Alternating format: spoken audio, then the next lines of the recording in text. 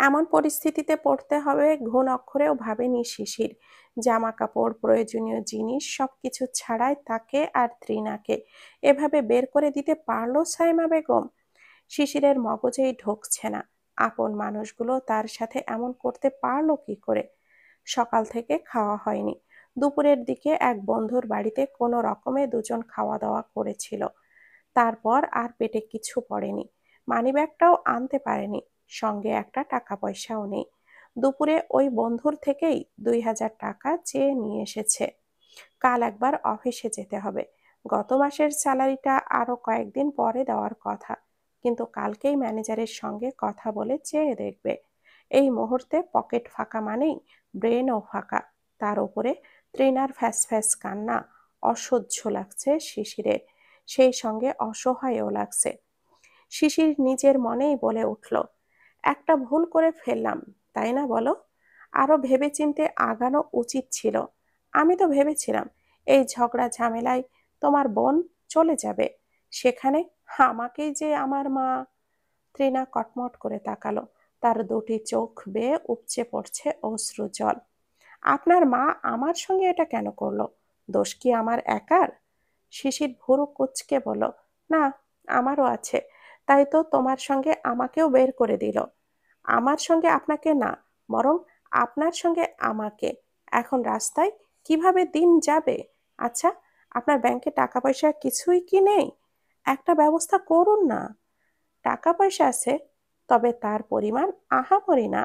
এই মুহূর্তে সেটা বের করে খরচ করা মানে শেষ সম্বলটুকুও নষ্ট করা। তাই এই ব্যাপারে ত্রিনাকে কিছুই বলল না শিশির। ওরা বসে আছে একটা হাইওয়ের রাস্তার পাশে, সিমেন্ট দিয়ে বেঞ্চ তৈরি করা, তার উপরেই দুজন বসে আছে। তাদের সামনে দিয়েই সাই সাই করে ছুটে যাচ্ছে শত শত গাড়ি। শিশির এগিয়ে বসলো, সাহস করে একটা হাত ত্রিনার পিঠের পেছনে নিয়ে আগলে ধরলো। কেঁপে উঠল ত্রিনা, অদ্ভুত চোখে চাইল শিশিরের দিকে। সাহস পেয়ে শিশির তার দিকে আরো এগিয়ে এসে নরম গলায় বলল, তুমি দুশ্চিন্তা করো না, তোমার সব দায়িত্ব এখন থেকে আমার। আমরা একটা ছোট্ট ঘর ভাড়া করব। শুরুতে হয়তো খুব কষ্ট হবে, কিন্তু স্ট্রাগল না করলে কোনো কিছুই অ্যাচিভ করা যায় না, তাই না? পারবে না ত্রিনা আমার সঙ্গে এই স্ট্রাগল পিরিয়ডটা লড়াই করতে? ত্রিনা জবাব দিল না। অসহ্য লাগছে তার, মাথা ধরেছে। একটা টাফলিন দরকার। এই মুহূর্তে সেটা চাইতে গেলে আবার নিজেরই না কয় মাইল হেঁটে যাওয়া লাগবে কে জানে। তার চেয়ে চুপ করে মাথা ব্যথাটাকে কমানোর চেষ্টা করাই ভালো। শিশির ত্রিনার বাহুতে শক্ত করে চাপ দিল, মুখ কানের সঙ্গে প্রায় মিশিয়ে বলল, কি হলো? জবাব দিচ্ছ না যে? পারবে না? আমরা সবাইকে ভুল প্রমাণিত করব, সবাইকে বোঝাবো আমরা আমাদের জন্য বেস্ট ডিসিশনটাই নিয়েছি। পারবে না তুমি, বলো? শিশিরকে ঠেলে সরিয়ে দিল ত্রিনা, দু আঙ্গুল কপালে ঠেকিয়ে বলল, জানি না, ভালো লাগছে না। এইসব নিয়ে পরে কথা বলা যাবে। এখন এই রাতটা কোথায় থাকবো আমরা, সেটা ভাবুন। সারা রাত নিশ্চয়ই এই রাস্তায় খোলা আকাশের নিচে থাকা যাবে না, তাই না? শিশির জবাব দিল না। ত্রিনার সরিয়ে দেওয়াটা কেন যেন তার ভালো লাগলো না। হঠাৎ করেই মনে হলো দীক্ষা কোনোদিনও তাকে সরিয়ে দেয়নি। এই কথাটা কেন মনে হলো? শিশির মাথা ঝাড়া দিল। যে চ্যাপ্টার বাদ তা নিয়ে আর ভাবতে চায় না সে। অস্থির ভঙ্গিতে উঠে দাঁড়ালো, পকেট থেকে সিগারেটের প্যাকেটটা বের করে তাড়াহুড়ো ভঙ্গিতে ধরাতে লাগলো। বাতাসের কারণে বারবার নিভে যাচ্ছে গ্যাস লাইটের আগুন। শিশিরের চড়া মেজাজ আরো চড়েছে। এর ভেতর ত্রিনা বলে উঠল পুনরায়, কি হলো? আপনি জবাব না দিয়ে উঠে দাঁড়ালেন কেন? কোথায় যাব আমরা? এইভাবে এখানে আমি সারা রাত বসে থাকতে পারবো না। আপনি জলদি একটা ব্যবস্থা করুন। এই, শুনছেন? শিশির বিরক্তির স্বরে ঝাড়ি দিয়ে উঠল, শুনেছি তো, এক কথা কয়বার বলবা? চুপ করে বসে থাকো। পারলে ব্যবস্থা করব, না পারলে নাই। আমি যদি রাস্তায় থাকতে পারি, তাহলে তুমিও পারবা। মানুষ পারে না এমন কোনো কাজ নেই। ত্রিনা জবাব দিতে পারল না। অবাক চোখে শিশিরের এই নতুন রূপ হতভম্ব হয়ে দেখতে লাগলো। দীক্ষার ঘুম ভাঙলো একটু বেলা করেই। শরীরটা বেশ ঝরঝরে লাগছে তার। গত রাতেও একটা চাপা ব্যথা অনুভূত হচ্ছিল তলপেটে। আজ তা আর নেই। সে চোখ খুললেও অনেকক্ষণ শুয়ে রইল। জানালার শিক গলে সোনালি রোদের আলো এসে পড়েছে ঘরের মেঝেতে। চারকোনা আকৃতির চিত্র আঁকছে তারা। সেই দিকে বেশ কিছুক্ষণ তাকিয়ে থাকতে থাকতে চোখ ভিজে উঠল ওর, অকারণে অজান্তেই। বিয়ের পর এই প্রথম শিশিরের মুখটা দেখা ছাড়া সকাল হয়েছে তার, যা ছাড়া মানুষ বাঁচতে পারে না বা বেঁচে থাকার কথা কল্পনাও করতে রাজ্যের কষ্ট হতো। তাই ছাড়া একদিন বেঁচে থাকতে হয় যুগের পর যুগ। কি অদ্ভুত প্রকৃতির নিয়ম! দীক্ষা উঠে পড়ল। জ্বালা ধরা চোখ নিয়ে বাইরে বেরোতেই দেখল চমৎকার সকাল। মিঠা মিঠা রোদে ভেসে যাচ্ছে আশপাশ। উঠোনের এক কোণে বড় মামা বসে রয়েছেন। এক হাতে দা, অন্য হাতে বাঁশের একটা টুকরো। গভীর মনোযোগে তাতে শান দিচ্ছে। দীক্ষা উঠোনে নেমে দাঁড়িয়ে বলল, কি বানাচ্ছ মামা? বড় মামা তাকালেন। বর্ষা বানাই রে মা, আজকে মাছ ধরতে যাব। তোমার বর্ষায় মাছ মারা পড়ে না মামা? কতবার ধরতে গেলে? আজকে দেখিস মাছের 14 গোষ্ঠী ধরবো। এমন বর্ষা বানাচ্ছি না। মামার আগ্রহ চাপা ঝলমলে মুখ দেখে দীক্ষার মন ভালো হয়ে গেল। মামা এমন ভাব করেছে যেন মাছ না, ডাকাত ধরতে যাচ্ছেন।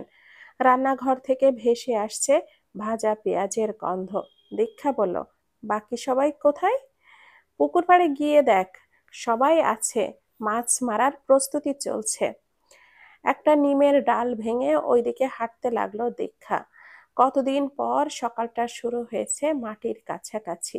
ভালো লাগছে দীক্ষার, খুব ভালো লাগছে।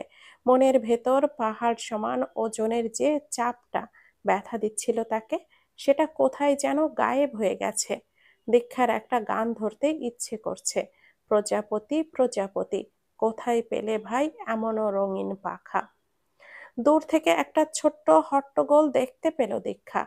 কাজল, বকুল, সেই সঙ্গে কত রাতের দেখা হওয়া ওই ছেলেটা শান্ত দাঁড়িয়ে আছে। শান্তর লুঙ্গি কোঁচা করে বাঁধা, গায়ে একটা পাতলা টি শার্ট, চুলগুলো আজকেও খাড়া করানো। গায়ের রং অস্বাভাবিক রকমের সুন্দর। রাতের আধারে বোঝা যায়নি, এখন বুঝতে পেরে খানিকটা চমকালোই দীক্ষা। কাছে এগিয়ে গেল, শান্ত ভাব গলায় বলছে, দে, বালতি দে। ছোট ছোট পোলাপান নামবে নাকি মাছ ধরতে?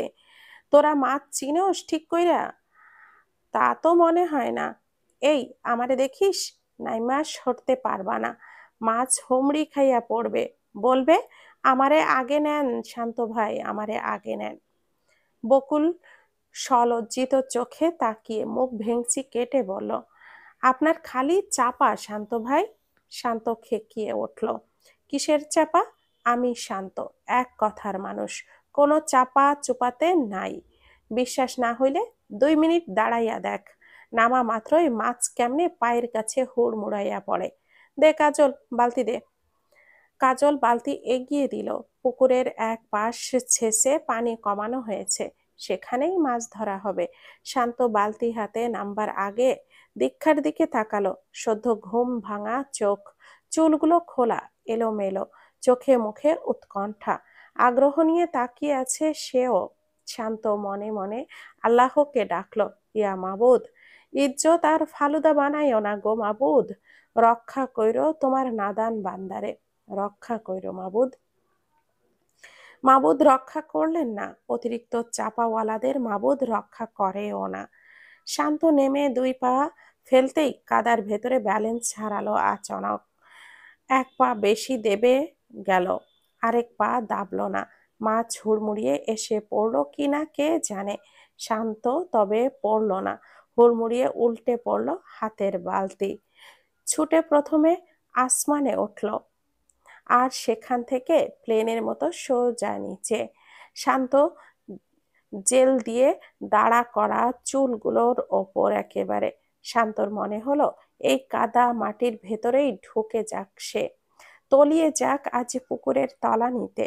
পেছন থেকে ভেসে আসা তীক্ষ্ণ শব্দের খ্যাক খ্যাক হাসি শান্তর চোখের পানি এনে দিল। সেই সঙ্গে সামান্য অভিমানও হলো মাবুদের ওপর। সে তবুও কোনো রকমে উঠে দাঁড়ালো। মাথা থেকে বালতি সরাতেই কাজল আরো জোরে হাসতে লাগলো। বকুল হাসছে না, তবে হাসি হাসি মুখে তাকিয়ে আছে। আর দীক্ষা, সে তো হেসে কুটি কুটি। তল পেটে একটা হাত চেপে রেখেছে, আরেক হাত গাছের গায়ে ধরেছে। তার হাসতে কষ্ট হচ্ছে, তবুও হাসি থামাতে পারছে না। শান্ত এত মন খারাপ হলো, তবুও তা লুকিয়ে সে বলতে চেষ্টা করলো, আরে আমি তো ইচ্ছে করে করেছি রে ভাই, মাছগুলোরে সারপ্রাইজ দিলাম, ওরা বুঝুক কে নামছে পুকুরে। নামতে না নামতেই পুকুর লড়াই করে ফেলেছে। ঠোঁট টিপে বলল কাজল, না শান্ত ভাই, সেই হয়েছে, আপনার সারপ্রাইজ ভাইবটা সেই হয়েছে। আরেকটা দেন শান্ত ভাই, সারপ্রাইজ যত দিবেন ততই ভালো, প্লিজ, রিকোয়েস্ট, আরেকটা দেন প্লিজ। শান্তর মেজাজ খারাপ হলো, 100-তে 100 চড়ল। মনে মনে প্রতিজ্ঞা করলো, আজকে তোরে যদি না চুবাইছি নাতির পোলা, আমার নামও শান্ত না। থাক আর হেসো না কেউ, বেচারার ভালো রকমের ঠান্ডা লাগছে, গা কাঁপছে। আপনি এক কাজ করুন, গোসল করে ফেলুন চট করে, গরম পানির ব্যবস্থা করছি। বকুল, চট করে একটু গরম পানির ব্যবস্থা হবে না? দীক্ষার কথার পৃষ্ঠে বকুল বলল, হবে আপা, ওনাকে দাও তো। আর আপনি গোসল করে নিন, মাছ টাছ এসব মামাই ধরবে, আপনার আর নামতে হবে না। শান্ত মুগ্ধ দৃষ্টিতে তাকিয়ে রইল। দীক্ষার এই সামান্য কথাগুলো বুকের ভেতর কেমন যেন একটা আলোড়ন তৈরি করলো। হ্যাঁ না কিচ্ছু বলতে পারলো না, কেবলই ফ্যাল ফ্যাল দৃষ্টিতে তাকিয়ে রইল দীক্ষার চলে যাওয়ার পানে। খালেদা বেগম রান্নাঘরে পিঁড়ির ওপরে বসে আছেন, চিকন চিকন করে আলো ঝুরি করছেন। দীক্ষার চিকন আলু ভাজা খেতে বেশ ভালো লাগে। তাছাড়া তিনি শুটকির একটা ভর্তা করেছেন। এই অবস্থায় মাছের ভর্তা, মাছ মাংস কিছুই ভালো লাগে না, তবে ঝাল ঝাল ভর্তা হলে কয়টা মুখে তোলা যায়। রাতেও খায়নি মেয়েটা। শত চিন্তার মাঝখানেও খালেদার স্নেহময়ী চিন্তিত নিশ্চিন্ত রইল না। দীক্ষা দরজা ধরে দাঁড়াতেই তিনি তাকালেন, হাসি মুখে বলেন, উঠলি? শরীরটা ভালো লাগছে রে মা? দীক্ষা অবাক হলো। রাতের খালেদা আর এই খালেদার ভেতরে কত তফাৎ। এর কারণটা কি? সে ভেতরে ঢুকে বলল, লাগছে। নে, এই পিঁড়িতে বস। পারবি বসতে? কষ্ট হবে না তো? পাটি বিছিয়ে দিতে বলি? একটা নারকেলের খোল পাশ থেকে টেনে নিয়ে তার উপরে বসে পড়ল দীক্ষা। বলল, কিচ্ছু লাগবে না, তুমি অস্থির হইও না তো। বাসি মুখে আছিস, এক কাপ চা করে দেই, বস। 2 কাপ করো তো মা, আজ 2 মা মেয়ে মিলে গল্প করবো খানিকক্ষণ। মাটির চুলো দাউ দাউ করে জ্বলছিল। খালেদা বেগম একটা লাকড়ি বের করে আনতেই আগুনের পরিমাণ কমে গেল। তিনি মৃদু হেসে বলেন, আমি কি গল্প করব তার সাথে? বকুল আসুক, ওর সাথে কর। গরম পানি কই যেন গেল মেয়েটা।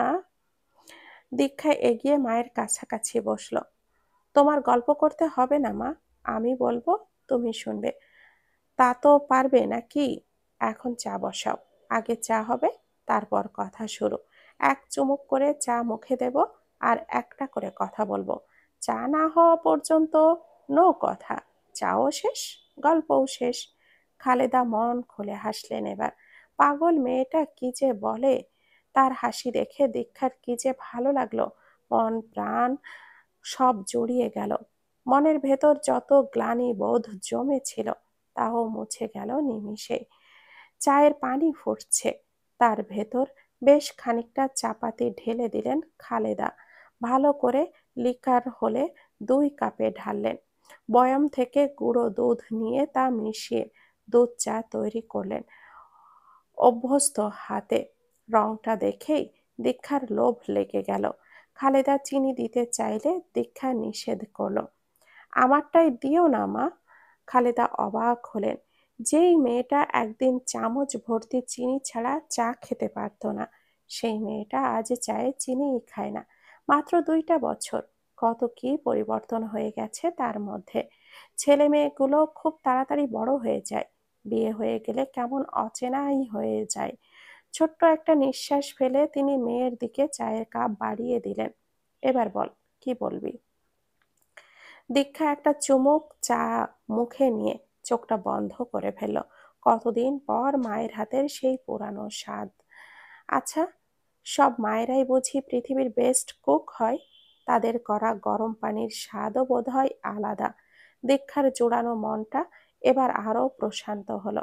সে ধীরভাবে চোখটা নামিয়ে প্রায় সরল কণ্ঠেই বলল, আমি আর ফিরে যাব না মা, এখানেই থাকবো। তোমার বা মামার তাতে কি খুব বেশি অসুবিধা হবে? খালেদা বিস্মিত হয়ে বলেন, এখানে থাকবি বুঝলাম, আর যাবি না? এটা কেমন কথা? যাবি না কেন? কি হইছে? শিশির বলছে কিছু? তোমার মনে হয় শিশির সামান্য কিছু বললে আমি এত বড় ডিসিশন নিতাম মা? তাহলে কি হয়েছে রে মা?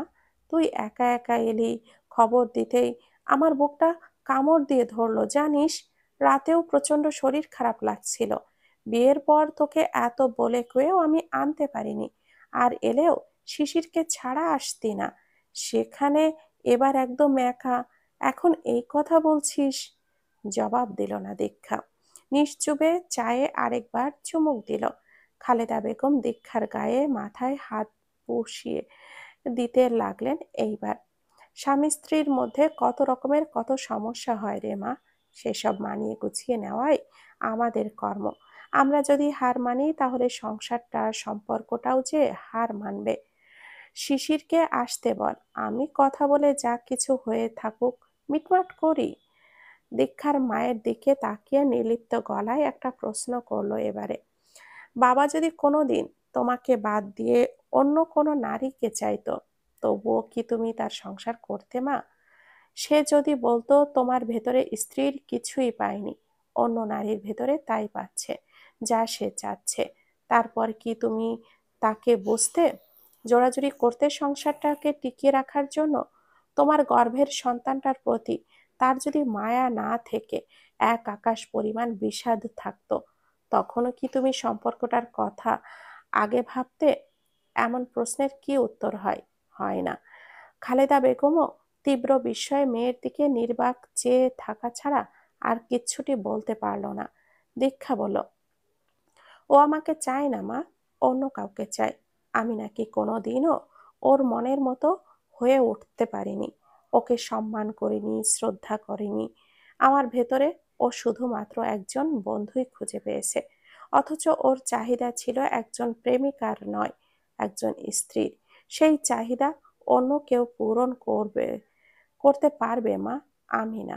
এমনকি আমার পেটে যে ওর সন্তান, তাকেও ও চায় না, অথচ আমাকে কোনোদিন বুঝতেও দেয়নি। আমি নাকি ওর ঘাড়ে এই বাচ্চাটা এক প্রকার জোর করে চাপিয়ে দিচ্ছি।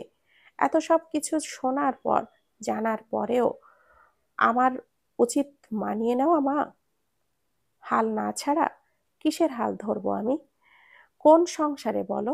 ওটা তো আর আমার সংসারে নেই, হয়ে গেছে অন্য কারোর। অন্যের সংসারের, অন্যের সম্পর্কের হাল ধরবো আমি মা? তুমি বলো। বলতে বলতে কখন যেন দুই চোখ বেয়ে টপ টপ করে পানি পড়তে শুরু করলো। দীক্ষা নিজেও টের পেল না, চোখের পানি মুছে নিল না। হাতে চায়ের কাপটি ধরে যেভাবে স্থির ভঙ্গিতে বলে চলছিল, সেভাবেই বলতে লাগলো, মানুষ কি আজব প্রাণী! ও যদি একবার আমাকে এই সব বলতো, আমি কি চেষ্টা করতাম না ওর মনের মতো হতে? আমি সাজি না, আমি জীবন নিয়ে ভাবি না, আমি কেমন হয়ে গেছি। শিশিরের আমাকে পছন্দ হয় না, ওর চাকচিক্যময় দুনিয়ায় আমি বড্ড সেকেলে। অথচ ওকে পাওয়ার পর আমার মনে হয়েছিল আমি দুনিয়াটা পেয়ে গেছি, আর তো কিছু পাবার বাকি নেই। তাই আমি আর কিছু না নিয়েই মাথা ঘামাইনি কোনোদিন। কিন্তু ও যদি একবার বলতো, দীক্ষা তুই এভাবে থাক, এভাবে সাজ, তুই জব কর, আমি কি করতাম না মা বলো? আমার সঙ্গে কি নিখুঁত অভিনয় করলো মা, অথচ আমার জন্য মুখে ভালোবাসা রেখে মনে বিষ পুষলো দিনের পর দিন। আমার বিশ্বাস ভাঙলো, আমার স্বপ্ন, আশা, এমনকি জীবনে বেঁচে থাকার ইচ্ছাটাই ও ধ্বংস করে দিল। এই যে পেটে যে আছে, তার জন্য এখনো বোধহয় শ্বাস নিচ্ছি মা। নইলে সত্যি বলছি, তুমি তোমার দীক্ষাকে আর পেতে না গো মা, কোথাও পেতে না। শিশির তোমার মেয়ের শরীরটা ফেরত পাঠিয়েছে মা, রুহুটাকে কেড়ে নিয়ে গেছে। আমার বুকের ভেতর চাপ হয়, দম বন্ধ হয়ে আসে, কষ্ট হয় মা। হঠাৎ হঠাৎ বুকটাকে কেউ ছিঁড়ে ফালা ফালা করে, এমন অনুভূতি হয় মা। ওপর দিয়ে আমি হাসি, চুপচাপ থাকি, কিন্তু ভেতর দিয়ে আমার কলিজাটা হ্যাঁ জবাই করা প্রাণীর মতো করে তড়পায় মা। এরপরেও আমি মানিয়ে নেব তার সঙ্গে? বলো মা বলো। যার কথার আঘাত আমার রুহুকে ঝাঁঝরা করলো, তার সঙ্গে কি করে মানিয়ে নেব মা? উত্তর দাও আমাকে তুমি। দীক্ষা কাঁদছে, পাগলের মতো হাউমাউ করে কাঁদছে। যে কান্না এতগুলো সময় ধরে বুকের ভেতরে চেপে রেখেছিল, সেই কান্নাগুলি বৃষ্টির মতো ঝরে পড়ছে এতক্ষণে। মায়ের মমতার আঁচল পেয়ে খালেদা মেয়েকে বুকে জড়িয়ে নিলেন। স্তব্ধ হয়ে গেছেন তিনি। নিজের চোখ দিয়ে কখনো যে পানি চলে এসেছে টেরই পেলেন না, বরং কাঁপা কাঁপা গলায় জানতে চাইল, তোর এত বড় সর্বনাশ কোন অজাত করলো রে মা? তার নামটা বলতো, আমি ওর মায়ের কাছে গিয়ে জিজ্ঞাসা করব মেয়েকে এমন অমানুষ বানাইলো কিভাবে। দীক্ষা কাঁদতে কাঁদতে বলল, তাহলে নিজেরে জিগাও মা, নিজেরে জিগাও মা, নিজেরে জিজ্ঞাসা করো, তোমার ছোট মেয়েটারে তুমি কি খেয়ে জন্ম দিছিলা? কিভাবে এমন অমানুষ বানাইলা? ওর হৃদয়ে কি একটুও দয়া মায়া হইল না? বোনের সব কিছু কেড়ে নিতে নিতে শেষমেশ তার স্বামী সংসারটাকেই কেড়ে নিল। জিজ্ঞাসা করো নিজেরে মা, জিজ্ঞাসা করো। খালেদা বেগমের মনে হলো তিনি কঠিন ভয়াবহ কোনো দুঃস্বপ্ন দেখছেন। এই দুঃস্বপ্নের শুরু হলেও শেষ কোথায় জানা নেই।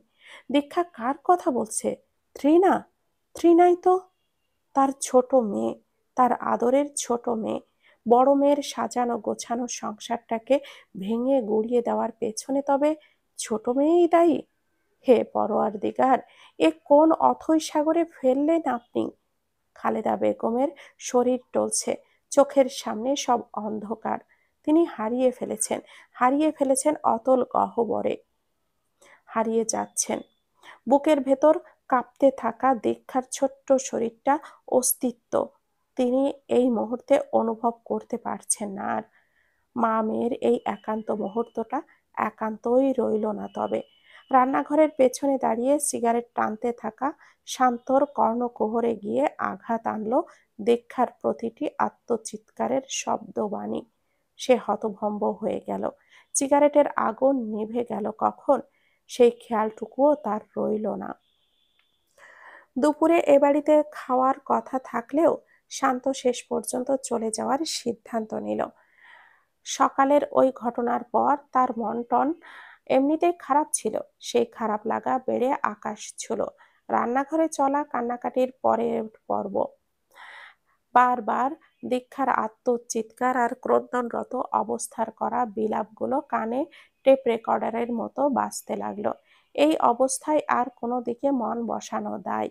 তাই সে বকুলের কাছে গিয়ে চিকন গলায় বলল, এই বকুল, থাক তাহলে, আমি গেলাম। হাতের কাজ করছিল বকুল, তা থামিয়ে অবাক দৃষ্টিতে চাইল। সে কি যাবে কেন? খেয়ে যাবে না? বাবাও তো বলল তোমাকে থাকতে বলতে। আজ থাক, আরেকদিন। আজ ভালো লাগছে না রে, শরীর খারাপ লাগছে নাকি? শান্ত অস্পষ্ট স্বরে বলল, হুম। বকুল ব্যস্ত হয়ে পড়ল তাতেই। জ্বর জ্বর লাগছে নাকি? সকালে মানা করেছিলাম না নামতে, কিন্তু তুমি শুনলে তো। চাপাই যা জোর তোমার, কে পারে? শান্ত আবারও বলল, যাই বুঝছিস, পরে আসবনি। আর তোর বাপরে বলিস। বকুল আমতা আমতা করলো, তুমি শুয়ে থাকো না শান্ত ভাই, আমি মাথায় পানি ঢালার ব্যবস্থা করি। নাপা টাপা খেয়ে একটা ঘুম দিলেই। নিজের বিছানা ছাড়া আমার কোথাও ঘুম হয় না রে। আজাইরা চিন্তা করিস না তো, বাসায় গেলেই ঠিক হয়ে যাবে নে। আর থাক তুই, গেলাম। লম্বা লম্বা পা ফেলে শান্ত বেরিয়ে গেল। সেই দুপুরে বকুলেরও আর খাওয়া হলো না। বাবার বড়শিতে কখনো কিছু ধরা পড়ে না, অথচ আজ বিশাল সাইজের শোল মাছ ধরা পড়ল। সেই শোল রান্না হলো পুঁই শাক দিয়ে মাখা মাখা ঝোলে। সঙ্গে বেগুন ভাজা, শুটকি ভর্তা, লাউ পাতার একটা ভর্তা।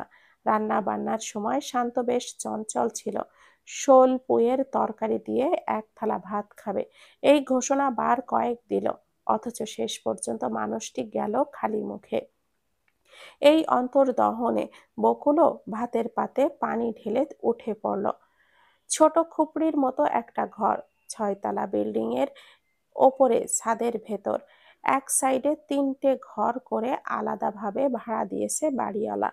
সেখানের সবচেয়ে ছোট্ট রুমটাই উঠল শিশির আর তৃণা। অফিস থেকে অল্প কিছু বেতন ওঠানো গেছে, বাকিটা বেতনের নির্দিষ্ট সময়েই দেবে। সারা রাত বাস স্ট্যান্ডে বসে কাটিয়ে দিয়ে তৃণার শরীর শেষ, পুরোপুরি বিধ্বস্ত অবস্থা। একটা রাতে ধকলেই চোখের নিচে কালি পড়ে গেছে তার, চোখ মুখ দেবে গেছে, গলার হাড় বেরিয়ে শুকনো লাগছে, ঠিকমতো কথাও বলতে পারছে না সে। গায়ে জ্বর চলে এসেছে, কিছুক্ষণ সেন্সে থাকে তো কিছুক্ষণ ঘোরের ভেতর। এই বাসাও খুঁজে ঠিক করলো শিশির একাই। ওঠার সময় তৃণা 3বারে থেমে থেমে উঠল, হাঁটুর জায়গায় জায়গায় থেকে যেন খুলে আসবে বোধ হয়। ঘর দেখে তৃণার মাথা চক্কর দিয়ে উঠল। সব সময় বড় বাড়িতে থেকে আসা, গ্রামের খোলামেলা পরিবেশে বড় হওয়া, তার পক্ষে এই ঘর নিতান্তই জেলখানা। সে হকচকানো গলায় বলল, এখানে থাকবো আমরা? শিশির বিরক্ত হলো, না থাকলে কি রঙ্গ করতে আসছিস? আমার সাথে মেজাজ দেখাবেন না, কষ্ট আপনি করতেছেন, আমিও তো করতেছি নাকি? পড়াশোনা তো চাঙ্গে, আবার পড়তে পারি কিনা কে জানে। এইসব মাথা থেকে ঝেড়ে ফেলে দয়া করে মানিয়ে নিতে শেখো তৃণা। পছন্দ তো তুমিই আমাকে করেছো, আর ঘর সংসার কিভাবে সামলে সাজিয়ে গুছিয়ে নিতে হয় তা তো মেয়েরাই ভালো জানে। সুতরাং এইসবে মন দাও এখন। মোটামুটি যা লাগে আমি কিনে আনবো সন্ধ্যার দিকে, আপাতত ম্যানেজ করে নাও। কি দিয়ে ম্যানেজ করবে? জিজ্ঞেস করতে ইচ্ছে করলেও তৃণা আর কথা বাড়ালো না। যখন যা লাগতো বাবাকে বললেই হতো। কেন লাগবে বা কি দরকার এই কথা কখনো জিজ্ঞাসা করতেন না তিনি। বাবার মৃত্যুর পর মা অনেক হিসেবের মধ্য দিয়ে গেলেও তাকে কখনো এত কড়াকড়ি হিসাব করে চলতে হয়নি। বরং দীক্ষার জিনিসপত্র কিংবা টাকা পয়সা সব সময় নিয়ে ভালো মতোই চলতে পেরেছে সে। অথচ এখন কি কি ম্যানেজ করে চলতে হবে কে জানে। তৃণার বুকটা চিড়ে একটা ছোট্ট শ্বাস বেরিয়ে এলো। রান্নাঘরের অবস্থা দেখে আরো একবার মাথা চক্কর দিয়ে উঠল তার। এইটুকুনি রান্নাঘরে মাত্র একটা চুলা, সেই এক চুলায় 3 পরিবারের রান্না, গোসলখানাও একটা। কিভাবে সম্ভব? শিশিরকে এই কথা বলা মাত্রই সে হাঙ্গামা লাগিয়ে দিল। করবোটা কি আমি? একদিনের নোটিসে রাজমহল খুঁজে বের করব? হুম? তোমার বাপ বসে আছে তো ভাড়া দেবার জন্য, তাই না? যা পেয়েছি আপাতত উঠেছি, রাস্তায় থাকার চাইতে তো ভালো। একটা মাস কষ্ট করে ম্যানেজ করে নাও না, এরপর দেখে শুনে একটা ভালোবাসা নেব তো বললাম। তৃণা মিনমিনের স্বরে বলল, সবাই জিজ্ঞাসা করছিল আপনি আমার কি হন। কি বলেছ? কিছুই বলিনি। বলনি কেন? বলবে আমি তোমার হাজবেন্ড, না হলে তো আরেক যন্ত্রণা। উফ, এই সামান্য সেন্সটাও তোমার হয় না তৃণা? তৃণা ক্ষণকাল চুপ থেকে ভোঁতা কণ্ঠে বলল, না, হয় না। বিয়ে তো করেননি, জামাই বলবো কোন সাহসে? আগে বিয়েটা হোক, তারপরে না হয়। শিশিরের ইচ্ছা করলো ঠাস করে একটা চড় দিয়ে বসে তৃণার গাল বরাবর। এরকম তো ছিল না মেয়েটা, কি আদুরে আর মিষ্টি ছিল, কথা বলতো না যেন নেশা ধরাতো একেবারে। হঠাৎ করে এমন হলো কেন?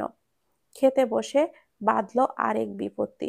সন্ধ্যাবেলা বাজার করে এনেছিল কিছু সামান্য রান্না, একটু ডাল আর আলু ভর্তা রাঁধবে, কয়টা ভাত ফুটাবে। ভাত বাড়তে গিয়ে চামচেই লেগে রইল। এত গলা ভাত, আলু ভর্তায় তেল হয়নি, লবণ হয়নি, আস্ত আস্ত দানা রয়ে গেছে ভেতরে।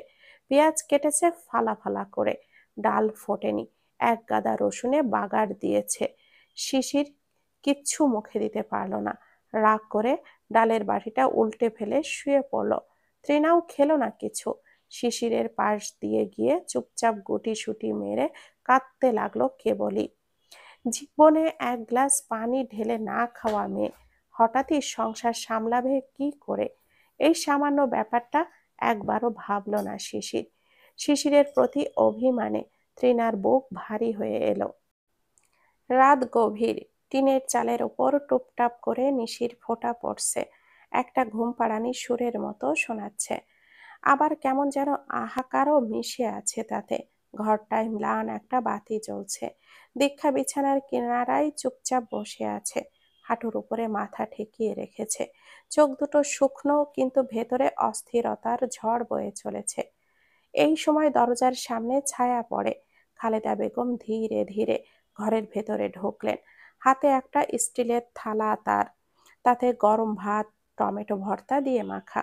চমৎকার ঘ্রাণেই বোঝা গেল তিনি নিজের হাতে যত্ন করে বানিয়েছেন। তিনি বিছানার পাশে এসে বসে নরম গলায় বলেন, এইভাবে না খেয়ে দিয়ে বসে থাকলে কি সব ঠিক হয়ে যাবে রে মা? দুঃখ সব কমে যাবে? বাস্তবতা দুঃস্বপ্ন হয়ে উঠবে? দীক্ষা তবুও মুখ তুলল না। খালেদা বেগম দীর্ঘশ্বাস ফেললেন। আমার এক মেয়ে আমি হারাইছি, আরেক মেয়েকে হারাইতে চাই না। এভাবে না খেয়ে মনমরা হয়ে থাকাটা তোর জন্য ক্ষতিকারক রে তো মা। তার কণ্ঠ খানিকটা কেঁপে উঠল। তোকে ছাড়া আমার আর কে আছে বল? তুই না খাইলে কার মুখে আমি ভাত তুলবো বল? দীক্ষা ঠোঁট কেঁপেও রেখেছে। কোনো উত্তর নেই। খালেদা আবারও বললেন, তোর শাশুড়ি ফোন দিছিল, তুই নাকি ফোনটা বন্ধ করে রেখেছিস। তোর চিন্তায় সেও আধমরা। আর খালেদা উসখুস করছে। কথাটা দীক্ষাকে জানাবে কি জানাবে না ঠিক বুঝে উঠতে পারছে না, কিন্তু বলাটাই বোধহয় সমীচীন হবে। জানতে পারলে মনের ভার খানিকটা কি কমবে না? তাই বললেন। জানালো সে নাকি শিশিরকে আর ওই জানোয়ারটাকে তাড়াই দিছে বাসা থেকে। তৃণার নাম্বারে ফোন দিছিলাম আমি, ফোন সাথে করে নিতে পারে নাই, ঘরেই ফেলে গেছে। ওরে পাইলে আমি নিজের হাতে জুতা পিটা করব। তুই আমার এই কথাটা মিলিয়ে নিস। দীক্ষা এবার ধীর স্থির ভাবে চোখ তুলে তাকালো, ভাঙা গলায় বলল, ওদের ব্যাপারে আমার সামনে কখনো কিছু বলবে না তোমা? যা হয় হোক, কখনো আমি ওদের নাম শুনতে চাই না। আর তোমার ছোট মেয়েকে আমার কারণে তুমি কেন জুতাপেটা করবে? আমি চাই না আমার জন্য তোমাদের মা মেয়ের সম্পর্ক ভাঙুক। আমি তো ওর মতো করে কেড়ে নিতে শিখিনি। তার চেয়ে একটা কথা শুনে রাখো, ও যেদিন এখানে আসবে আমি চলে যাব। খালেদা বিস্ময় প্রকাশ করে বলেন, তুই কোথায় যাবি? খবরদার এইসব পাগলামি কথাবার্তা বলবি না। তুই এখানেই থাকবি, এই বাড়িতে। আমার একটাই মেয়ে আজ থেকে। এমন অসভ্য বেয়াদব জানোয়ার আমার মেয়ে হওয়া লাগবে না। দীক্ষা উত্তর দিল না, শূন্য দৃষ্টিতে তাকিয়ে রইল কেবল। এসব বাদ দে এখন। খালেদা বেগম থালা এগিয়ে ধরে বললেন, কণ্ঠে কঠোরতা আর স্নেহ মিলে মিশে রয়েছে। তোর কষ্ট আমি বুঝি, কিন্তু না খেয়ে বসে থাকলে কষ্ট কমবে নাকি বাড়বে? তিনি থালা থেকে এক লোকমা ভাত তুলে নিলেন। টমেটো ভর্তার লালচে দাগ ভেতরের আভার মতো। মুখ খোল মা, হাঁ কর। ভাতের সাথে জেদ ধরতে নাই। ভাতের ওপরে রাগ রাইখা তুই নিজের ক্ষতি করছিস, সেই সঙ্গে তারেও কষ্ট দিচ্ছিস, যার কিনা তুই ছাড়া কেউ নেই। হাঁ কর দীক্ষা, খেয়ে নে। দীক্ষা একটু ইতস্থ করলেও খালেদা বেগমের হাতের কেমন যেন চাপ তাকে বাধ্য করে মুখ খুলতে। প্রথম মুঠোটা মুখে তুলতেই ভাতের উষ্ণতা, টমেটোর হালকা টক মিষ্টির স্বাদ হঠাৎ করে বুকের মধ্যে জমে থাকা ভাতটা ঢিলা করে দিল। খালেদা বেগম চুপচাপ তার মাথায় আরেক হাত বুলিয়ে দেন। টিনের চুপচাপ শব্দের সাথে মিশে যায় মায়ের মতো সেই স্পর্শ। এভাবে দুজনে কথার ফাঁকে ফাঁকে নীরবতা আর দীর্ঘশ্বাসের মধ্যে ক্লান্ত অস্থির রাতটাকে একটু সহজ করে নেয়।